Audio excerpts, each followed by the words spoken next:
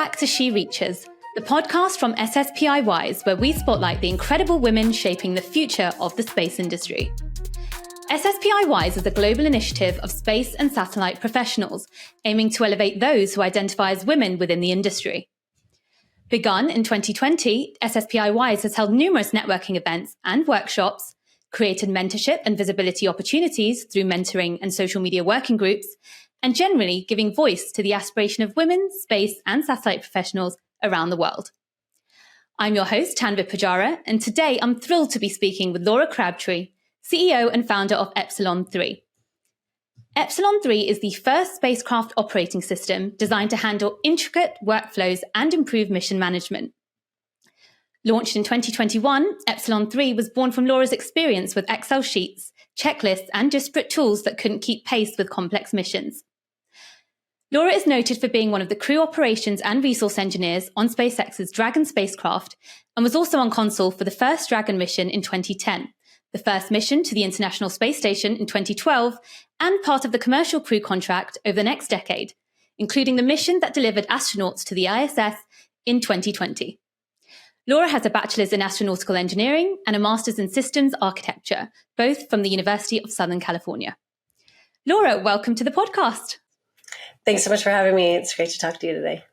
Great to have you. How is it? How is it over there in sunny California today? It's not sunny today. It's actually June gloom today. So we're waiting for July weather, which is going to be sunny. Oh, no. So actually London is doing better than California then because the sun is shining here. Probably you're better off today and you have longer days. Yes, we do. We do. So let's get right into it then. I just want to first ask you, what drew you into the space industry and what inspired you to do an astronautical engineering degree? Well, from an early age, I used to watch all of the shuttle launches. So I have many memories of sitting in front of an old school television, not the ones that we know today, the one with the very long back and, tube television. The shuttle launches, whenever I could watch them, I watched them with my parents. And so I had a fascination with space very early on. And I used to look up to the sky and wonder what it would be like. And when I was picking a major in high school, my counselor, my college counselor would tell me, what do you want to do? I said, well, I want to do something in space. And this was a while ago. There were no degrees in space, really. And so the closest thing I got was aero-astro. And it was an aerospace degree, so focused a lot on aircraft, but with an astronautical focus. And now there are numerous degrees about space, but this was more than 20 years ago. And so it was that or chemical engineering, because I've always really liked fire and rocketry. But I felt like the pull for space and space dynamics was a little bit stronger in me. And I also knew that it would be really hard. And I wanted to challenge myself to do something as hard as possible. So that's really why I went into astronautics. But was there a particular moment in your career or in your journey to get into the space industry? Was there a particular moment or a role model that you had that, sort of pushed you in that direction? Well, it's funny you ask. I didn't have a role model that I looked up to necessarily, but the reason that I wanted to go into engineering is actually a really interesting sort of side story, because sometimes there are these moments in life that, and people that come into your life that change the course of your life in ways that you don't even know. And I don't even know this person anymore. But I was flying to Texas when I was in high school. And this is back, when I knew I wanted to work in the space industry. I knew I wanted to do something in space, but nobody ever told me what engineering was. And I sat next to a person on an airplane, flying to go visit one of my friends in Texas who was a chemical engineer. And he taught me about engineering. And I was only a sophomore. And it was a very pivotal moment for me, because then I started researching what engineering was actually, because I grew up in a family of doctors, nurses, and lawyers. There are no engineers in my family other than me. And that was really a huge moment in my life and a turning point. And it's interesting that was just a couple hours I sat next to someone on a plane, and I think he changed the course of my life. Wow. It's amazing when you meet those people and they stick with you forever, Yeah. right? You'll always remember that. It's incredible. I will. And, I am one of those people who sits on an airplane and talks to random people, and I still do it to this day. And you will find that there aren't that many people that do it anymore. But I find that there are so many interesting people out there in the world, and I want to get to know as many of them as possible. And so sitting next to a random person, you will often find me chatting it up for the entire flight. There are days when I don't, and I want to read a book or watch something on my tablet, but most days I would like to talk to random people. Amazing. I'd love to sit next to you on a plane. Yeah, it's pretty fun, actually. I used to have this game with other people in the space industry and astronauts that I would train. And I asked them, they sit on planes, they travel coach. I've sat next to many of them on a Southwest flight. And if you didn't know they were astronauts, you wouldn't know until they told you, or you asked them a lot of questions. So hence asking people a lot of questions. Wow. And I used to have this game with them. How many questions do people have to ask you? What do you do? Until you tell them, I'm an astronaut and I go to space for a living. Some astronauts, you'd be interested to know that some astronauts, it's one question. And others, it's like 8 or 9. Sometimes they just want to be normal. But anyway, I find that to be very interesting. You never know who you're sitting next to. That is very interesting. And I think it varies with country to country as well. Like in different areas, like when you go to London, the first question people ask is, what do you do? You go elsewhere, that's not the first question people ask. So that's quite interesting. Yeah. Okay, great. So you went to university, you did an engineering degree, and then you worked for 2 incredibly well-known, huge companies, Northrop Grumman and SpaceX. How did those early experiences shape what you're doing today? Oh, man. I pull from those experiences every day. People often ask, when you go into the working world, do you ever use the things that you learned in college? And I think everything that you do and everything that you learn shapes how you guide the next portion of your life. And so I might not be doing calculations on orbital dynamics anymore, but that shaped how I think about what our customers now have to do. So when I think about my experience at Northrop Grumman, it taught me a lot about government contracting, about how large companies work, how large companies think, how different large or small programs within a large company works. And I utilize that knowledge and what types of things would motivate them to make changes on a daily basis now. I also learned a lot about spacecraft operations at Northrop Grumman, and I basically wanted to take that knowledge and start from scratch, which is why I ended up at SpaceX. I started at SpaceX early days when Dragon had not launched yet, when Falcon 9 hadn't launched yet. And my goal was to take what I knew from an operational mission that I was working at Northrop Grumman and really apply that to what if I had to start anew? And what if I didn't have all of the documentation, all of the training written out for me as like a well-oiled machine? And that's what I did there, was start with, okay, here's an empty desk. What do you want your operations to look like? What do you want people to do? How do you want people to interface with the vehicle, et cetera? And so I pulled from that experience at SpaceX. And then now looking at how do companies build? What makes them move faster? What makes them need to hire people? And I apply everything I learned before as to, one, how I want to build the company and the company culture, as well as what do our customers want and need and what helps them move faster, which is really the crux of why we exist.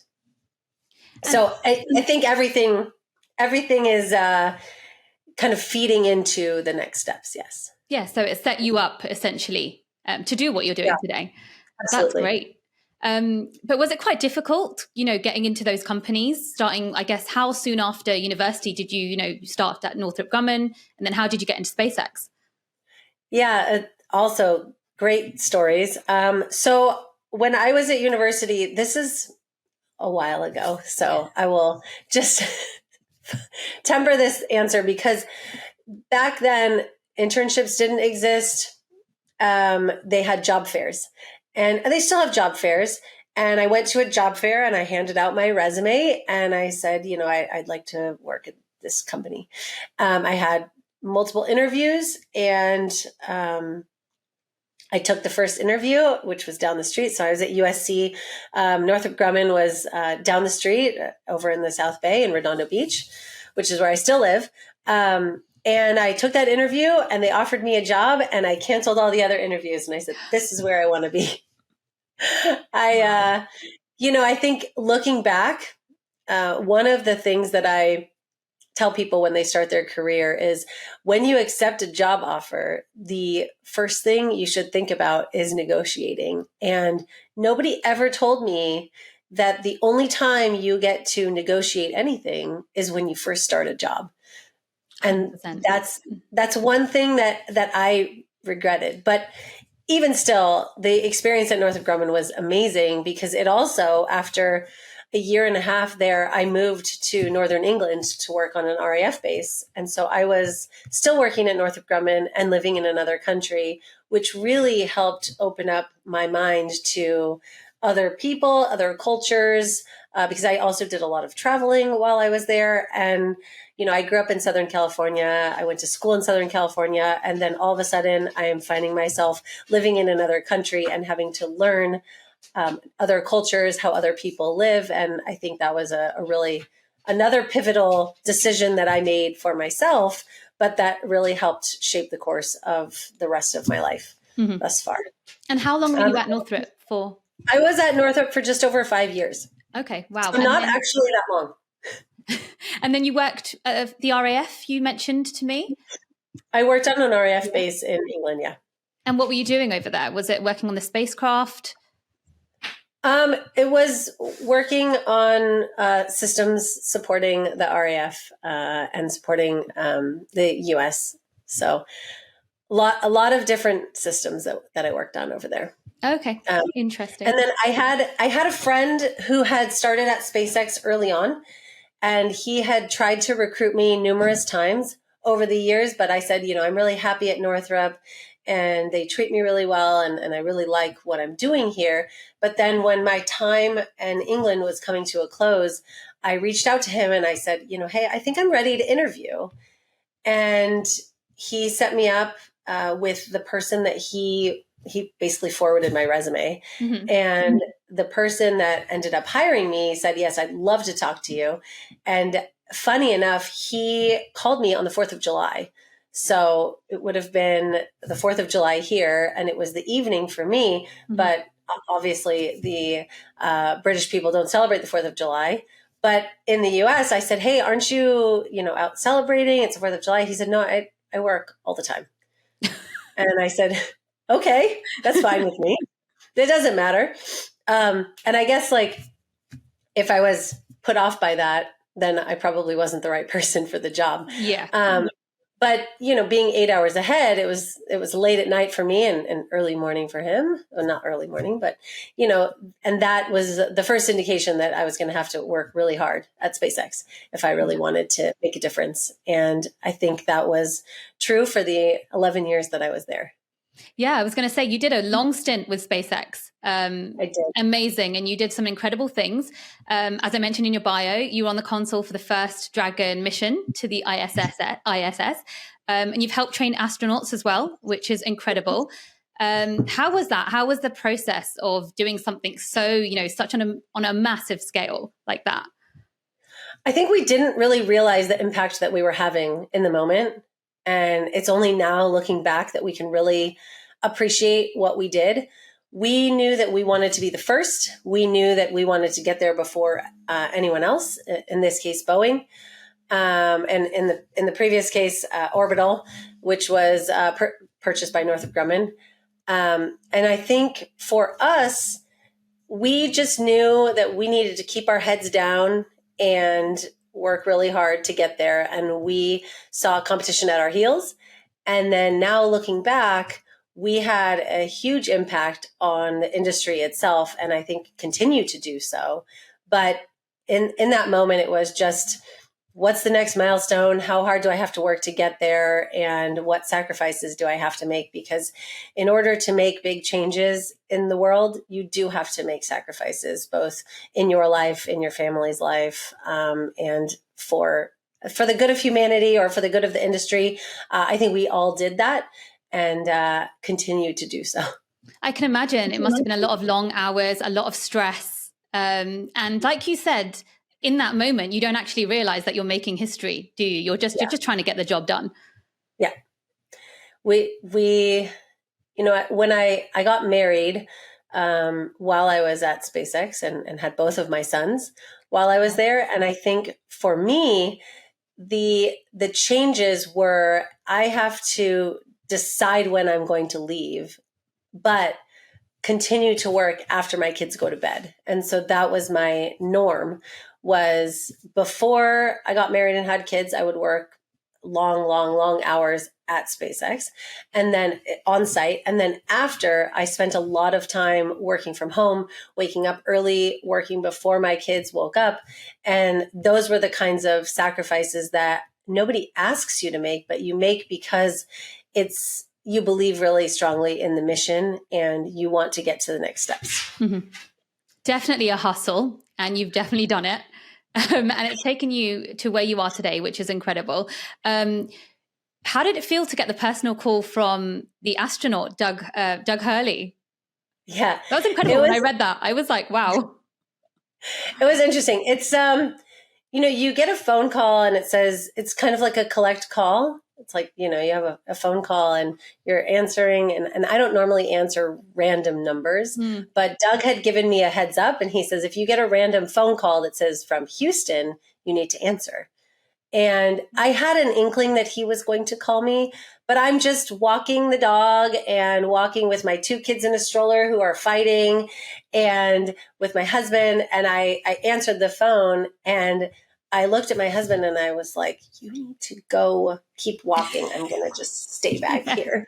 And we chatted and he said, how's Redondo Beach? And I was actually on my way to the beach at that moment. So it was quite a surreal thing. I'm thinking, you're floating in space. This is pretty cool. Was there a lag or what was the experience? No. Did you hear him? I could hear him perfectly fine, as if he were, in the house next door. Wow. The technology nowadays is very, very good. And, the future space stations will likely have Starlink connectivity. And so you'll be able to call whomever you want, whenever you want. But on the space station right now, it is more gate kept and it's more voice over IP. You remember like the phones that would call through your computer? Mm-hmm. It's not exactly like that, but kind of like that. Yeah. So did you know Doug quite well, or do you know him personally now, or? I do. Yeah. So I do know him really well. I did train him. He was he and Bob were my crew, and I was responsible for all of their training. I was their lead trainer for the first mission, and, basically got them from here's the design of Dragon to flight. And at that moment, when we first met them, there were 4 astronauts. There was actually, Sunny, Eric, Doug, and Bob. So there were 4. And then 2 of the crew members got assigned to Boeing and 2 got assigned to SpaceX. Mm-hmm. And from then on out, it was just Doug and Bob who came out. But prior to that, we had all 4 of them coming out very regularly to train with us and learn more about Dragon. And what was the process like designing training for somewhere that you'd not been to yourself? We actually had a person on site that had done a lot of the early ISS training. Mm-hmm. And I pulled a lot of knowledge and experience from her as I was designing it. I did a lot of research and a lot of speaking with people who had designed ISS training previously. It's just that I couldn't call up the Soyuz training team and say, what do you do for training your astronauts on Soyuz? So it was completely new, because the International Space Station training is obviously a lot more in depth, because you're going to spend potentially 6 months, more than likely, up there. And it's a lot more maintenance, a lot more repeating operations, emergency operations, and crew. How does the crew work together? With Dragon, it's a 1 or 2 day trip. So it's, what are the things that you can affect in the vehicle? How does the vehicle work? What are the things you have to be able to do? And so it's a lot of putting on your suit, taking off your suit, saving yourself in the event of depressurization or fire event, and then a lot of launch and landing operations. So there was different but similar. And so it's more on what is Dragon going to do and how do you react to it than how do you live in space, because NASA covers a lot of the how do you live in space. So your main expertise was knowing exactly how Dragon worked. Yeah. Yeah. Yep. And we did a lot of design feedback with the astronauts through the process, because if you go back to when the program of Dragon was started, we didn't have the entire vehicle designed and built, and then we trained them. We were continuing to design and iterate on the designs, building, especially with respect to the software, while we were training the crew. And so we would train them on something, and then as we would train them, they would ask questions and give us feedback, and then we would iterate on the design so that the next time there might be slightly different training. And I think that iterative process helped make Dragon what it is today, as such a pivotal workforce in getting astronauts to the space station. Yeah, definitely. It sounds like it's all that hard work, has helped to what it is today. So you spent 11 years at SpaceX, and then you decided to leave and you decided to do something yourself. What was the gap that you were trying to fill? And talk me through your new company, Epsilon3. Yeah. So, when I left SpaceX in 2020, a lot of people were changing their lives at that time. I think I wanted to continue changing something in the industry. I wanted to continue having a massive impact. And I think the thing that I kept going back on as I was interviewing with companies or talking to other companies was, if I go to one of these companies, I don't make an impact for everyone. I make an impact for one company. And a lot of the companies that I was speaking to had similar things that they wanted out of new age software. And I had some experience guiding software teams to building applications. And I wanted to see how that could apply in this case. And I started asking people, if I built this software, would you use it? What are the problems that you have? And could this potentially solve those problems? And a lot of people ended up saying yes. And so through the course of the first 6 months after I left, I decided and/or gained the confidence to go and start Epsilon3.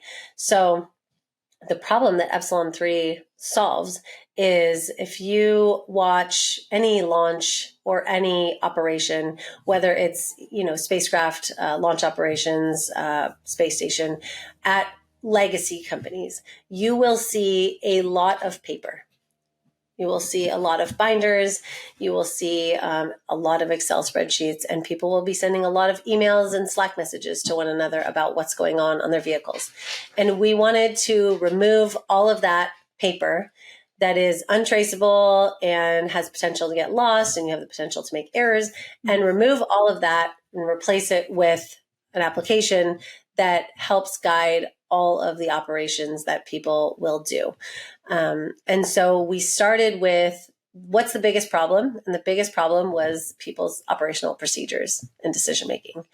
And so we started with that, and we have slowly expanded into testing and build, because what people wanted to do in Epsilon3 was have the full traceability of the life cycle of their parts, whether they're used for a build, whether they're used for testing, and then eventually used in operations. And so we have built out their inventory library, their traceability of builds and tests and operations, as well as, I know this is a lot, but as well as tracking when you have problems with any operation, if you had a fault on some piece of your vehicle, whether you on the ground need to replace hardware, or when you're in space, whether you need to go and do some troubleshooting. So you have all of the things that you would need in any part of that life cycle within one platform, so that it's not either paper-based or completely disjointed, multiple different applications for one final operation. Mm-hmm. Sorry, that was a very long explanation. No, so essentially making mission management, as we said, easier for companies to do from start to finish. Yes. And how did you go about setting up the company? Did you have co-founders, or was it just yourself? I did. I had two co-founders. I have one remaining at the company. And he and I have been working together for the last 5 years almost, because he and I met at the end of 2020, many months before we officially founded Epsilon3. Mm-hmm. Okay. And who were your first sort of calls? What areas did you focus most on first to build the company up? That's a great question. So I reached out to people that I knew, and then asked if they would introduce me to other people that might be interested in talking. And it sort of worked out that all of our first users were not people that I had worked with previously, because that's a question that I get asked a lot. Did you just sell to your friends? And the answer is no. Sometimes selling to your friends is easy, and sometimes selling to your friends is hard. But for me, the first calls were to my friends, but the first people that I actually started working with were not my friends. And I think that's a testament to the problem that we were solving being a real one rather than a fake one, because the people that did not know me liked what we were doing. And needed your product. Yes. Yeah. But obviously all of this was happening in COVID. So how challenging was that during the whole lockdown thing? Really hard. Yeah. It was, for me, the most difficult thing was what to do with my children, because I have never had a nanny. Not only did I not want one really, but I couldn't, I don't have a lot of, empty cash to burn, and they're really expensive. And so I had my kids in school or in daycare, and during COVID, a lot of that was closed. And so I had to get really creative with the time that I was working and the time that I was with my kids, because if you try to work with small children, you're going to drive yourself crazy. Yeah. So I had to plan out the days with my husband. Here's the time you're working. Here's the time I'm working. You need to leave me alone. I will leave you alone. This is when you're in charge of the kids, because otherwise you're both going to be driving yourselves crazy trying to do too much at one time. So that was pretty hard, setting everything up and doing it when the schools were mostly closed. But after that, it got easier when schools opened again. Yeah. Great. Wow. So you juggled a lot in that time, created a business, which is almost 5 years old. Who would you say are your main customers for your product now? Who have you sold to? We sell to many of the major companies that are out there. And then we work with spacecraft customers as well. And then we have about 100 plus companies around the aerospace businesses. So, both space, aviation, also automotive and renewables, fusion, nuclear. So there's a lot of different types of companies that we support. Okay. And in terms of when you started this, you said there was a gap in the market. In the last 4 to 5 years, have you seen any competitors for your product pop up? Not necessarily for the first product that we offer, but there are definitely a lot of other companies building enterprise software for space that we're not building when we started. Yeah. Which is, I mean, it's great to see. Yeah. It means that the industry is growing and can support all of these companies as they come out of stealth mode or get founded, now that the industry is bigger and is growing. Mm-hmm. And what are some of the goals for Epsilon3 in the next year or so? What are you working towards next?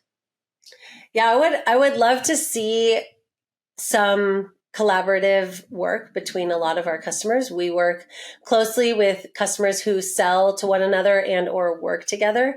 And I'm starting to see a very good collaborative experience between a couple of our customers. So I'm really excited about that. And I'm really excited to celebrate the successes of many of our customers who are getting to first missions or getting to first launches. And I just love celebrating what people are doing with our software. So it's really fun to see. Great. Well, that leads me nicely to my next question about celebrating women in the industry. You've spoken quite a lot about wanting to, uplift kids in the industry, bringing more children into science and tech, women especially, encouraging them to follow their dreams. Why is that so important to you personally? For me, I never had someone tell me you can't do that. And I would love to be a proponent of just supporting people's dreams, what people want to do. And for better or for worse, a lot of kids that I talk to look up to people like YouTube stars or influencers. And I would love to change the narrative on that and have people looking up to scientists or mathematicians or, somebody. No shade on people that look up to celebrities, but I think there are other really good role models out there, and we need to start with the parents, because it's the values of the parents become the values of the children. And so what do the parents talk about? What do they see in school? What do you see on billboards? Those are the things that our children are looking at, learning, and looking up to. And if we speak more about science, we speak more about biology or all of the medical advancements that are going on, how many people are living in space, how many satellites there are, people will get more excited about what potential there is out there. And I think that it starts with, how do we talk to our children? And then, it ends with, there's more diversity, both in culture, gender, age, etc., because the strongest teams that I've worked in have young people who have fresh ideas, people who are seasoned, and people from different cultures who bring different types of thinking. And so I like to see a lot of different types of people, not only in gender and race, but also in age. And we barely talk about that. Yeah. 100%. Diversity is huge and it's really important, but particularly gender in the space industry is something that is obviously always been an issue. It's a traditionally male-dominated industry. It's been difficult for women to break through. I spoke to a previous guest, and she's an investor, and she literally was saying that someone came up to her and said, "You don't look like an investor.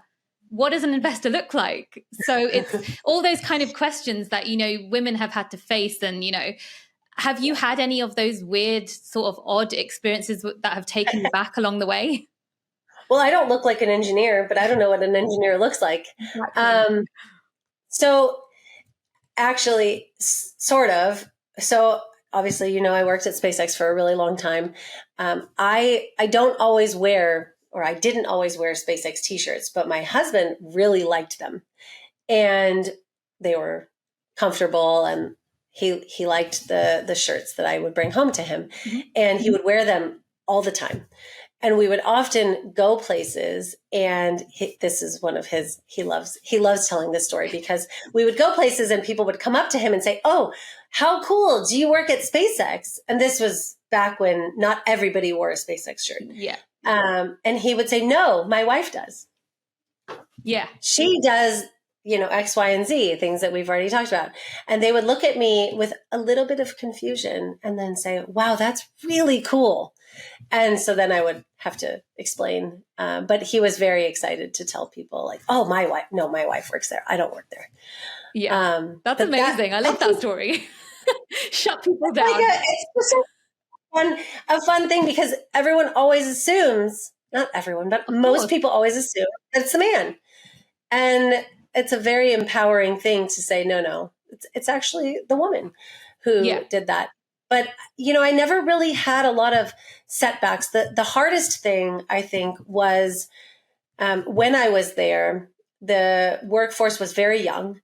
And I previously mentioned that I had my children while I was working there. Mm-hmm. That was probably the hardest thing that I had to go through, because at the time, nobody really understood what it was like to go on maternity leave, to have someone leave and come back. What do you do with their responsibilities? What job do they come back to?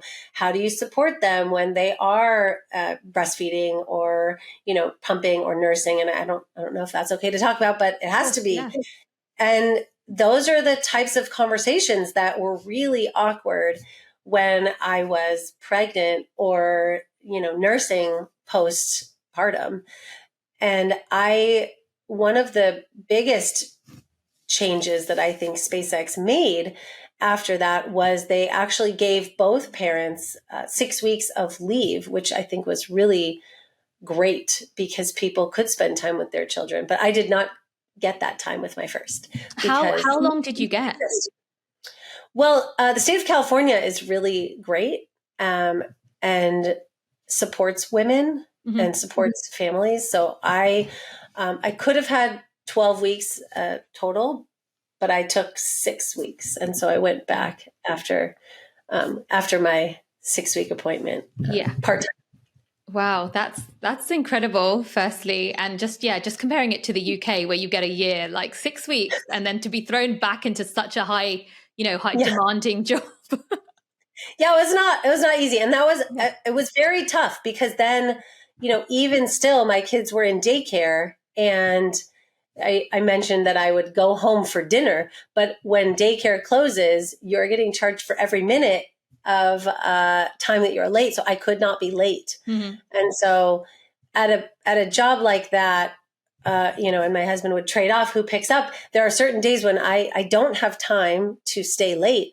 And it's hard to explain that when your whole life has been, I can stay whenever, I can work however long as possible. And that was a big shift. Yeah. Do you think just as a woman, I think is hard. Of course. Do you think it's got better then? You mentioned in SpaceX things have changed, and now in your company, what do you try to advocate? Well, I try to advocate for flexibility. I think the most important thing is getting the job done. So if you need to take time to take your kid somewhere, or your kid is sick and you need to take the day off, I want to support that. I want to be able to be a company where people feel comfortable saying, my child is sick, I'm going to stay home, I'll do X, Y, and Z today. But I think that the thing is, you have to have someone in leadership that either understands and knows someone closely that has gone through this, or have children yourself. I think parents make very dedicated employees, and I think they work really hard because they know what it takes to juggle everything. And it's really important to me to be able to support that. Mm-hmm. And going back to my question about, uplifting women, what advice would you give to women wanting to do a similar thing that you've done? Want to go into the space industry, not really quite sure how to get into it, a little bit hesitant. What advice would you give to them?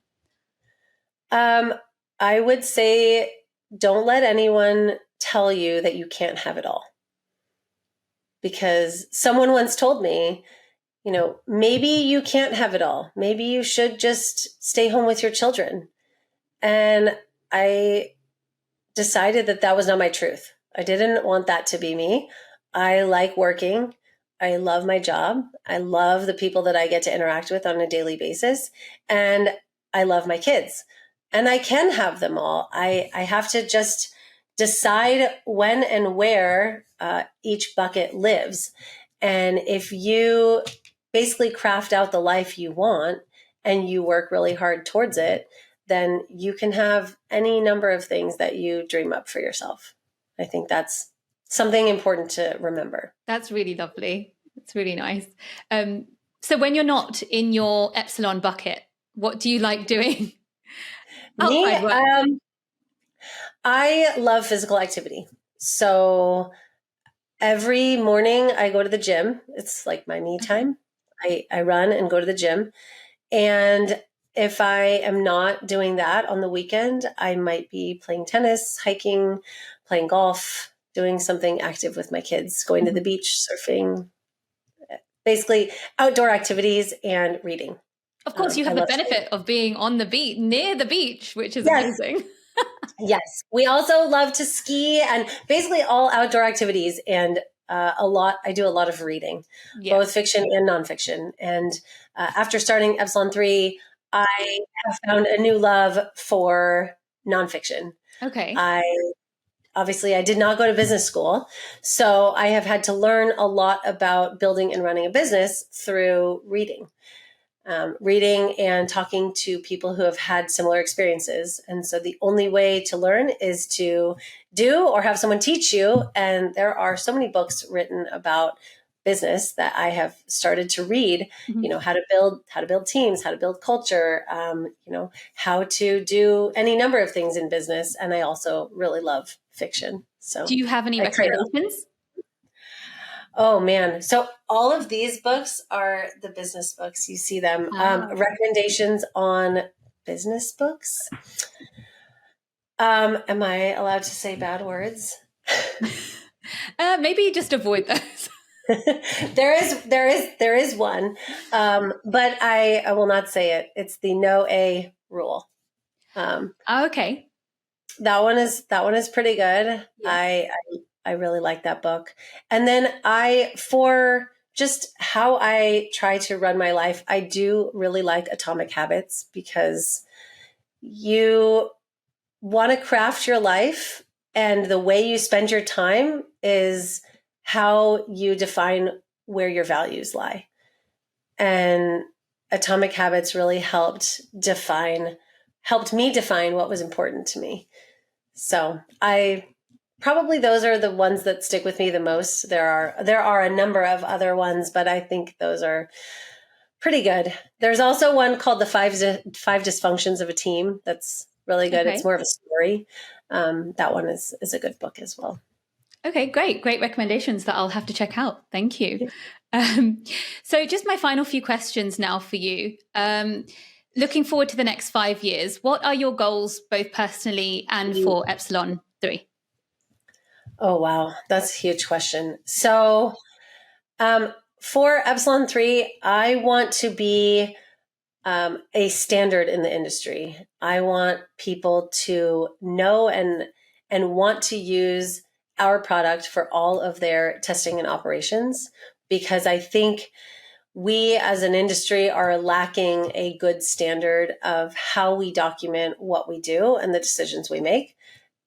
For me personally, let's see, my kids are in 3rd and 4th grade. And so in 5 years, I will have one son going into high school. And so I would like to see my children flourish and be very independent, loving, kind humans. Amazing. Thank you so much, Laura. I have one more question for you. And this is a question I ask all my guests. And it is, if you could put one message in a capsule for the next generation of women in space, what would it say? Ooh, I know you told me to think about this, but I had so many different thoughts on what I would say. But I think the only thing I have is never give up, is just keep pushing. That's perfect. I think a lot of people, for some people, that simple message is all it is, isn't it? Some people don't even think they can do it. Or like you said, some people are told that they can't do it. Yeah. And if they don't give up, they have role models like you to look up to. So yeah. Well, I think there are so many moments where you wonder, is this really worth it? And you have to ask yourself, if it's something that I really want, it is worth it. It's always worth it. And you have to choose whether you're going to stand up and push harder, or you're going to choose a different path. But if it's something that you really believe that you want, you should keep pushing until you achieve your goals. 100%. What a lovely note to end on. Thank you so much, Laura. Thank you for coming on our She Reaches podcast. It's been great having you. All right. Thanks so much. Yeah, it was fun. Thank you.